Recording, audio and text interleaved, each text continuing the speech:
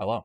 We can all admit that there are certain behaviors that we've tried to stop. You understand them, you can explain them, you've even forgiven yourself for most of them, and yet they keep showing up. This episode explains why we revert to those old habits and how to interrupt that loop without forcing change. Behavior loops don't repeat because you're unaware that they're happening. They repeat because your brain learned that this response keeps me safe. Even if the behavior is costly or it doesn't fit in your life anymore, even when you consciously want something different, here's what's happening.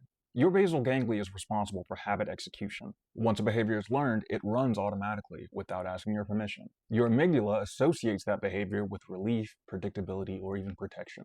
Your prefrontal cortex may recognize the behavior is unhelpful, but it's not in control of the loop. It only acknowledges what happens after the fact. All of this goes to say that your brain repeats what once worked, even when your life has outgrown it. This usually shows up in patterns that you can recognize immediately. Pulling away when you finally get close to someone, freezing up when it's your turn to speak, over-explaining when you feel misunderstood, and repeating habits that you've already worked through. You don't choose these responses. They're a product of what your brain is comfortable with repeating.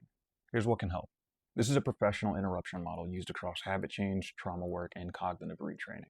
The sequence is trigger, choice point, new response. The goal is to insert a conscious choice where the loop would normally run automatically. First, identify the trigger, not the behavior. When you feel a pattern about to repeat, say this internally. This is the moment the pattern usually starts. Then name the trigger, not the action. For example, I feel pressure to explain myself. I noticed a shift in their tone. I feel like I'm getting closer to that person. This works because behavior loops are triggered by conditions, not decisions. And naming the trigger stops your brain from automatically skipping to a reaction. After identifying the trigger, next is declaring that you have choices. Say to yourself internally, I have options here. That's it.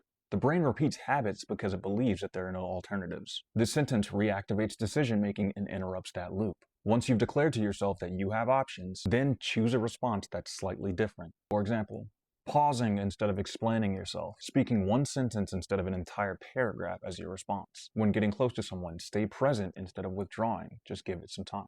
And within an argument, ask a clarifying question instead of assuming. Habit loops collapse entirely when the expected reaction doesn't arrive. And with the new response, your brain begins updating that pattern automatically. When you interrupt behavior loops at the trigger level, your brain stops defaulting to old survival responses. And over time, your awareness of these patterns increases, your reactions to the triggers start slowing down, and the conscious choices that you create replace the compulsion to revert back to your old patterns. Because you don't lose the behavior by forcing it. You outgrow it because your nervous system learns a new sequence. This is how long-standing patterns actually change. Through consistent interruption the moment they begin. Drink water.